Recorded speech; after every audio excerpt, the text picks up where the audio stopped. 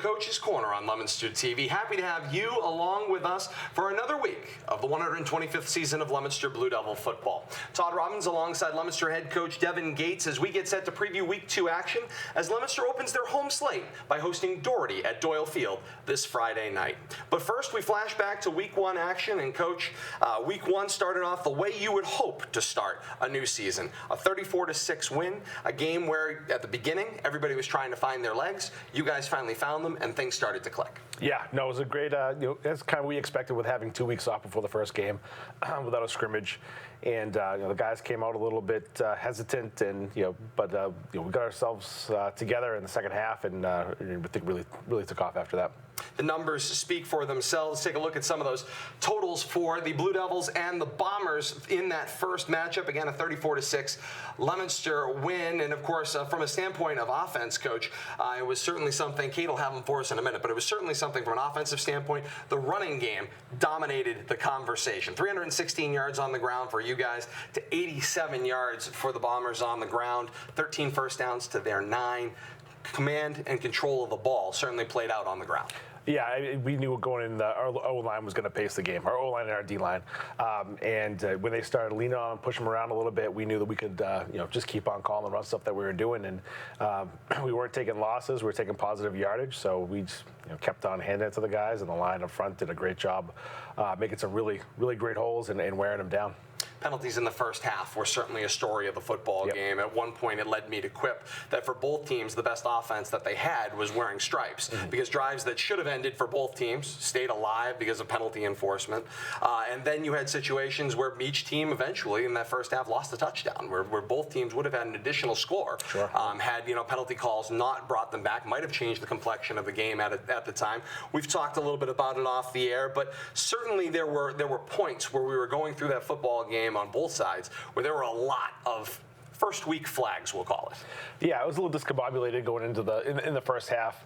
I think both sides, just the refs and ourselves, trying to kind of navigate some of the newer rule changes and everything. So, like I said, it was a little jumbled up, and we certainly didn't help ourselves with some nervous penalties that we had.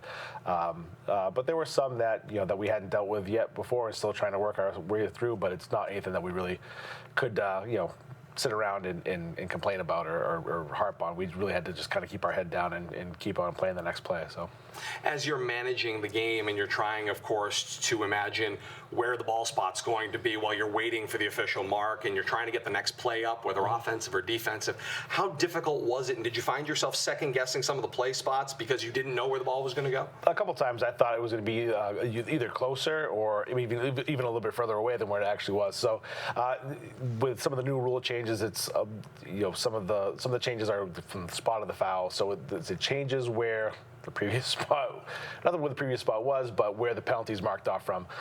So it's still kind of getting used to some of those nuanced part of the rules that we really got to do. And really, I'm making sure that I'm communicating with the refs about where that ball is going to be spotted. If is it an automatic first down? Is it not an automatic first down? So those kind of situations, those came up in the first half.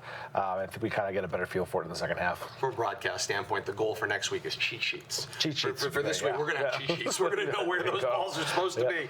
Because when you were working your way, of course, through the game plan, and of course we had kind of talked about some of the different people we expected would influence this early part of the season, and one of those that we expected to see a reemergence from was Voshan Dixon, of course, with the kind of the lost sophomore year, had a good contribution freshman year, didn't have a sophomore year, move on to junior year here, and it seemed like right off the bat, guys really wanted to get him going, and he seemed like from the start he started to build on his confidence one play after another. Yeah, I mean, he hasn't played in over a year. He had a great spring in the weight room. He had a great off season, and I think he's just really starting to get his game legs back, and we're trying to do that for him, accelerate that throughout the game. I think he got stronger as the game went on too, and he's just still kind of feeling it out, getting to remember some of the muscle memory stuff that he had there, and I'm really excited to see what he does in the upcoming weeks too. He's a great player. An interesting formation and pre-snap movement for him early on in the game. It came in the first drive. He started to kind of roll him out in motion at the snap of the ball. You guys hit him for a little screen, so he's already kind of had a head of steam, getting ready to turn the corner when he catches the ball. They then flagged that being the officials, the next 2 times you guys went to call it. What were they identifying that was different? Was it two men moving without resetting? What was happening on that play? Yeah, we were setting the motion too early, so Okay. the tight ends weren't set, and JC set the motion a little bit early. This is the nervous penalties I'm talking about. The first time out, so he's trying to get the motion going without making sure, without the tight end setting for a full second. So we had two men motion at the same time, so that was the penalty there. Okay. As you look at a play like that and you start that little motion in the backfield, obviously it forces the defense to make adjustments. What are you hoping the defense will do when that motion starts? Well, first of all, we want to see if they do adjust at all. Okay. Because sometimes teams won't adjust. We had a couple tight ends in the backfield, so we had a packed box there. 8, 9 guys in the box. So trying to get Beauchamp and his speed and his elusiveness out on the edge. So if they don't react, we obviously get the ball out to them. If they do, then sometimes we have better numbers in the box, and we can make a decision from there. What kind of other play we're going to marry that with. So it's really a dual read play, and JC did a good job of navigating that in the game. Is there anything your players can do when they do recognize if that defense makes an adjustment? Is there a time in that motion to be able to check off, or an option for JC to be able to move out to another play? No, it's really an either or. Okay. And we'll try to change up whatever that or is, depending on who we're playing and what kind of defensive alignment they give us. So it's really, are we gonna have numbers on the perimeter? If not, here's the other answer. So it's really, we're looking for one particular adjustment to the motion. If they have numbers, they bring numbers out to the perimeter, then we're just going to keep the ball. So it all depends on how they want to react to it. But the motion is meant to go fast, make them react fast, so the quarterback can see it fast. But the only person that really needs to see the reaction is the quarterback. Okay. As you look at somebody like Dixon, and obviously anytime you can get an object in motion and keep it in motion, that certainly helps. It puts him that much farther ahead on the race to the edge. Yeah, absolutely. And notoriously defensive backs are, maybe not as great tacklers as linebackers. So we want to get them out in space with guys who have to try to tackle them in space, and that's obviously an advantage for us. As you stay on the ground game and we kind of work our way toward the second half, some things that noticeably came up is you started to experiment with a number of backs. You were shifting backs around, brought in a lot of different names and options throughout that process. The one that really stood out to us, and one we're going to have a little video breakdown of, thanks to Bradley and Bradley's favorite moment for this week, was a 3 running back set that was actually in front of JC Core. He was kind of back in a gun, maybe a little deeper than a typical gun. 3 backs in front of them in a straight line, almost looked like a parallel line to your line. So you had your offensive line, then another line of running backs, and then JC. And from the snap of the ball, to me, it just looked like a snowplow play. The plow went forward, opened everything up, and forward he went into the hole. That's pretty much what it is. There's nothing fancy about it. It's a goal line short yardage formation for us. We have we saw one play out of it, and really it's half the line goes one way, half the line goes other, and then all 3 of the fullbacks there attack the gap, and we just try to plow the field, like you said, and try to create some space for some elusive guys to do some work. So, does it become more difficult to defend in this current day and age because you're so used to teams at this point in time? If I go back to kind of our era in school, without dating either of us at this point in time, it was like it's like I formation was like football, and everybody ran I formation, and now it feels like football today is everybody stretches the field, no quarterback goes up under center. You kind of throw this wrinkle with extra running backs and a quarterback in that sort of gun, but everybody's packed in real tight. Does the defense have trouble recognizing that to a certain degree, or not having seen it before? I think so. It's a unique formation.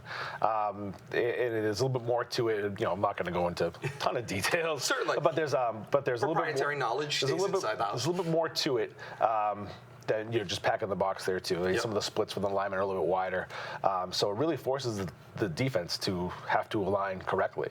For us, it's we'll have some different offshoots from what we're going to do from that formation, but it really forces the defense to practice it to make sure that they account for gaps and line them correctly. And we feel like it's a great wrinkle for us, and for teams have to take practice time out of their day to go through it, and it's not really overly difficult for us in terms of what we're gonna do out of it. But teams got to prepare for it, and it's when you got a guy like JC or a guy like Beauchamp back there just getting a direct snap, and it's a mentality play for us too. Really our line is very physical, and when we call that formation out, they get excited about it. It's something that they can't wait to go and execute, and it really is it's a statement formation in play for us. So the guys really get geared up for it. Well, no question about that. Let's take a look at Bradley's favorite moment, and Coach will kind of walk us through what you see here, Coach. Sure. So we have 4th and short here, 4th and 3, and we've been practicing this for the last couple of weeks, and we thought we'd be able to get them up on the line and create a little bit of space for JC to go through and just kind of try to get the first down. The fullbacks did a good job of moving up to the next level. When someone wasn't there at the first level, we seal off a linebacker, an A gap, and then JC just didn't have to slow down at all. The skid toward the tail end of the play was something I know I didn't notice during live action, but I've now watched it back a number of times. And the fact that he was skidding as he was on his way to the end zone, I'm going, oh God, did he almost wipe out? Yeah. Before he gets No. I think he was just really excited. Celebration began getting in the end zone. You could tell with the reaction from the whole team there too, that they, we called the formation. They were excited to see what happened, and then for us to break it the first time we ran it was, it really set a good tone for our team. How much fun is it as a coach when you're sitting there and you're putting together a game plan or even just planning coming into a season, and you're thinking about you've got a handful of plays that you can bring back from your knowledge or from your experience in other places? Is that the kind of thing where you can really capture the imagination of a team and really get them excited about something like that? Absolutely. When it's something unique and you have some other guys involved in it who aren't necessarily involved in the every down situations for us. So if the guys come in and they feel ownership over it, they want to go out there and execute it. So there's a lot of buy-in with it, and that makes it a lot of fun. It didn't happen this way, but now every time I call the formation in practice, everybody screams the name of it, and they get excited to go out and execute. So it's really a nice wrinkle for us. It's always fun to see people buy into something new and different. Speaking of buying in, defense once again continues to be a hallmark of this program. Yes, absolutely. And up front, certainly defensive coordinator Kevin Murphy had to be pleased with what he saw from his line and his linebackers. The penetration, the edge rushing, getting into the backfield. It certainly seemed like it kept Westfield off kilter through most of the football game. Yeah, Murph did a great job. We were able to kind of mix in a couple different looks and move some guys around a little bit. The first half or the first quarter, we had guys were really excited. So some of our ends or outside backers are coming too far upfield and creating some cutback lanes, and I think that's when we saw the touchdown from them. But once they settled in and were able to squeeze instead of come upfield and execute a little bit better, we were really able to pin our ears back and get after it, and that's a credit to Coach Murph and what he does with those guys. He got them excited to go out there every down. We had a lot of guys playing both ways, and and actually I got to say thanks to Coach Maroney from the dojo too, because he worked those guys all summer long with strength and conditioning. I thought we got stronger as the game went on too. So we're really in a good spot right now, I think, of where we are mentally and physically, and if we can keep on attacking the ball like we're doing right now with Coach Murphy on defense, and we're gonna go a long way. We talked about it being a cool night, but it's funny you talk about that conditioning. I know the one thing that we have maybe seen sometimes in years past, particularly in week 1, week 2, when you get that kind of cool but maybe still warm, maybe a little too warm for football weather. We were certainly seeing, in years past, more cramping. Folks who were either dropping. It's typical. It happens. Yep. But this isn't Miami either. No. So there's a balance there. And certainly didn't seem that way. That is a testament to the off-season training. Yeah, we had a few minor ones towards the end of the game. Those are guys who were playing a lot of snaps both ways and special teams too. So, they took care of themselves. I think as our coaching staff as a whole has done a really good job of reminding them to take care of their bodies, giving them time and practicing the right way too. And of course, Coach Maroney from the dojo has done a great job with them. So I think we've taken the right steps to make sure that those guys are in the best physical condition they can be in before the game, and we're going to continue to try to stay on top of that too. It wouldn't be week 1 if everything was hunky-dory. So right, there correct. are things you certainly have to work on and build on, and I'm sure you've been working on them already in video review today. But particularly that secondary on the defense. We had seen some of it in the early season. Yep. It seemed like in some cases perhaps Westfield had beaten some of those secondary guys going downfield and then just failed to connect. They either overthrew because the quarterback pressure didn't allow the timing of the play to work out, or the receiver just straight up dropped the ball. Yeah. Got to be a little concerning going forward. What's the teaching point, the point of emphasis with that secondary going into that situation? I think just communication. I think we have to. I think our scheme is good right now. As far as what we're doing for coverages, I think we have to go back and teach some of the skills, the how. We already know the what. It's the how we're going to do it now. So I think going back to more of a fundamental stage with some of that stuff is going to be good, and then just really preaching the communication with the guys. A lot of it was simple as just calling out the formation a little bit bit quicker at recognizing, what the receiver is doing a little bit quicker. So quicker recognition, better fundamentals, I think we'll get where we need to be. Is that a team responsibility to do the recognition, or are there players out there that you're kind of looking at to lead in that recognition standpoint of what they're up against and what's going to happen? Well, I think it starts with the coaches. We got to make sure that we're doing our due diligence and making sure that they're prepared. And then making sure that they continue doing it, and making sure we have to be relentless every snap, making sure that they're making the calls they need to make and seeing what they need to see. So it starts with us. It's not on the kids. That's the coaching staff right there. And now if we're doing it and it continues, then we'll have to address it then. But I don't foresee too many issues with communication coming up the next couple weeks. It's interesting because, of course, when you're watching as a fan or even as a broadcaster, you're not always tuned in on, at least from a play-by-play standpoint, every little detail that's happening. You're watching kind of the overall flow of the ball movement. But having watched some, obviously breakdowns this week in particular in NFL and college action, watching some of that communication that happens, I think as a fan, you don't always appreciate. Right. You see it in basketball a little bit. It's a smaller environment. There's less players to track. You can see some of the communication happening. Yeah. In football, because of the helmets and everything else, I think it makes it a little more difficult. But when you look at some of them, there was a great breakdown they did on the Patriots defense this week, and it really, you can literally see them barking and talking back and forth. There's a lot more talking in football than people really appreciate. Oh yeah, absolutely. And we need to do more of it on the back end of the defense. I think our offensive line does a really good job. They're always communicating who they're working to and what they have to do. And our friend is our linebackers are the quarterbacks of the defense, and they're always communicating with the linemen, any of the linebackers. But the back end, we got to get a little bit tighter, obviously, and we're working to fix that this week. 34-6, Leominster's a winner in week 1. They opened the 2019 season at 1-0. Let's take a look at some other scores around the region here. Games that went on through week 1 of action. Lots of exciting games that were out there. Neshoba and Marlboro will match up. This is actually our week 2.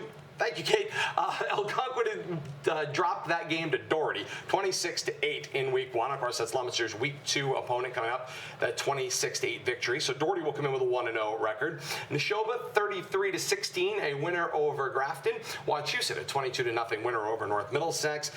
Fitchburg took the trip down the Mass Pike for their crossover series, a 35-28 victory over West Springfield in a game that was very exciting down the stretch. And then Catholic Memorial with a 15-point victory over St. John's in that Saturday matchup as well. So that's where teams fared in week 1. Upcoming schedule for Leominster looks like this. You'll note some of the changes here. Obviously, you see the week 1 win. Doherty and Leominster for that Friday night, this Friday night, 7 o'clock, the kickoff. We reported, of course, that game at Neshoba, now a Saturday game due to the moderate threat of Triple E in the general region. 2:30 will be the kickoff on that one on Saturday, September the 28th. And then Leominster will finish out that road slate at Wachusett and at Shepherd Hill, and all of those game times are still pending that Triple E threat as well. So you'll want to stay tuned for changes as the weeks go by. Coach, an extra Saturday game thrown in there, a little old-timey Saturday football, not a bad thing. You're used to it. You're used to football. Yeah, I'm used to it. No, it's not going to bother me at all. We would make sure that we're preparing right and giving them the time, practice it the right way that week. But I'm not overly concerned about it. I'm actually looking forward to it.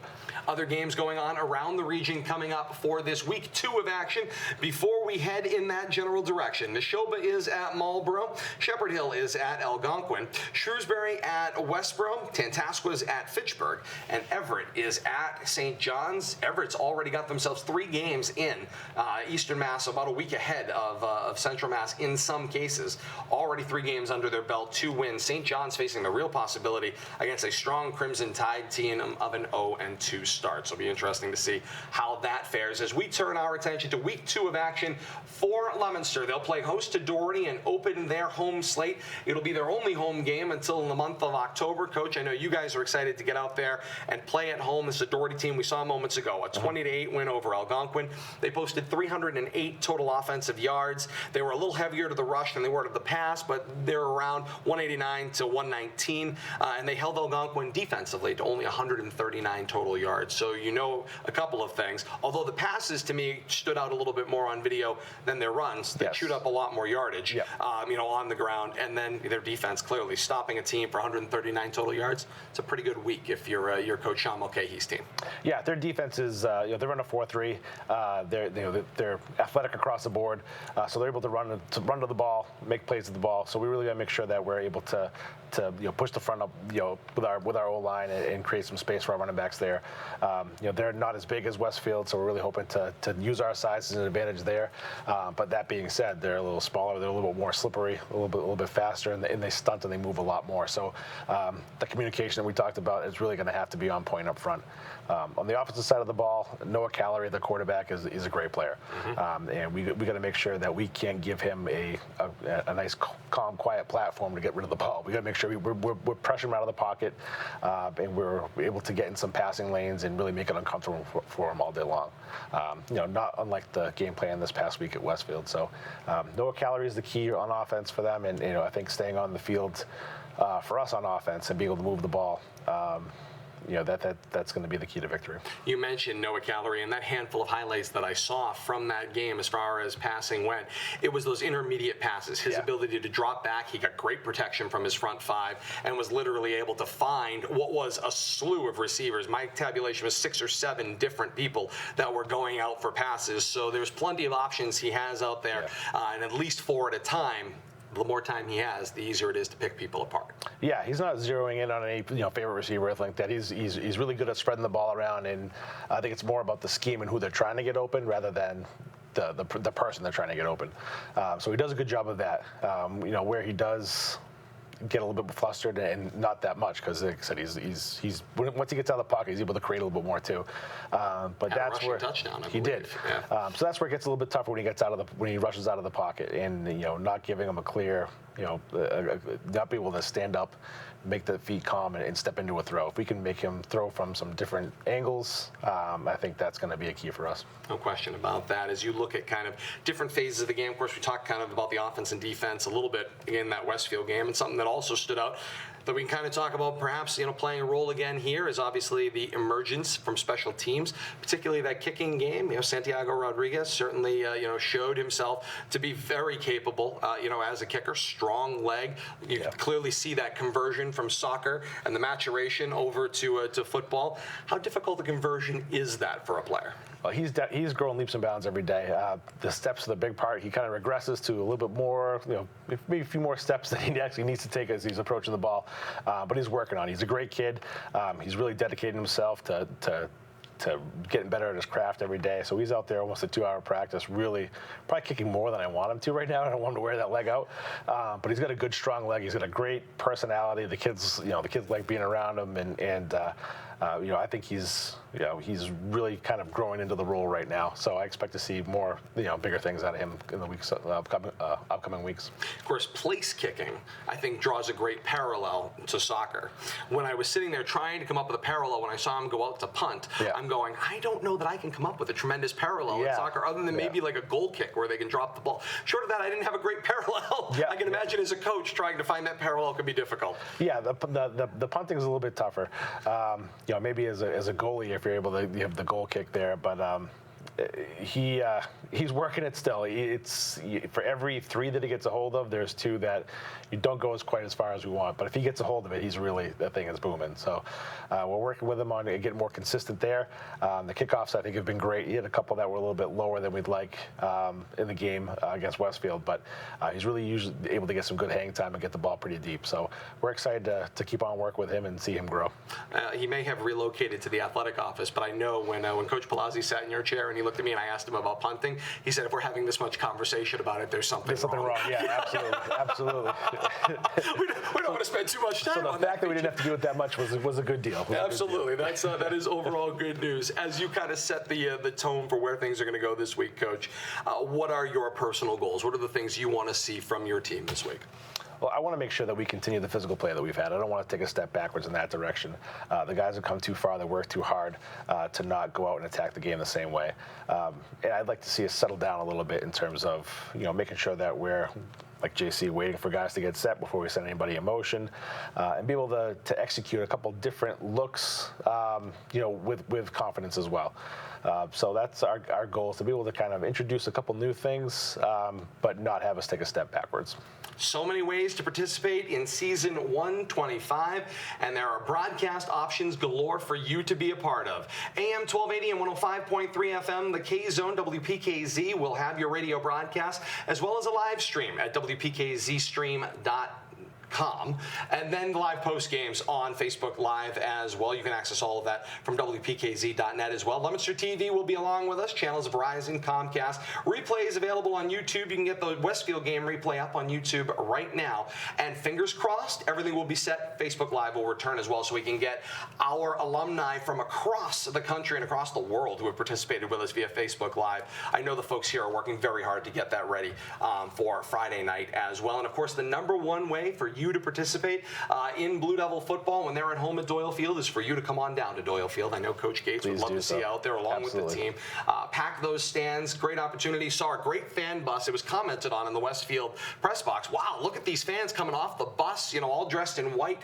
Do it again this week. Of course, this time you get a much shorter distance. You get to do it at home as well. So come on down to Doyle Field. 7 o'clock will be the kickoff. 6:30 is our countdown on the radio for your listening pleasure on your ride over to the field. Bring your radio with us and stay with the play-by-play as we go throughout the game as well. Next live edition of the Coach's Corner next Monday night right here on Leominster TV at 6 o'clock. For Leominster High School head coach Devon Gates, Kate Robbins back at Master Control. I am Todd Robbins saying thank you so very much, and until next Monday night, so long, everybody.